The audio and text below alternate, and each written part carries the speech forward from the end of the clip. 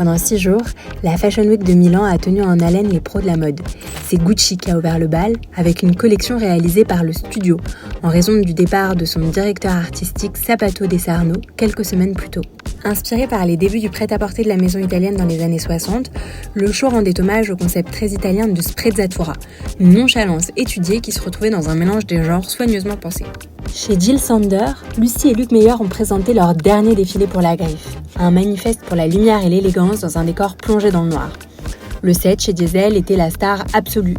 3,2 km de tissus sur lesquels street artistes et amateurs ont été invités à graffer à l'aide de bombes de peinture multicolores. Les 100 ans de la famille Fendi, inaugurés par une 5e génération en culotte courte, le glamour brut de Prada et la théâtralité de Ferragamo ont ponctué la semaine de la mode milanaise, pendant que Lorenzo Serafini débutait chez Alberta Ferretti et David Coma chez Blue Marine.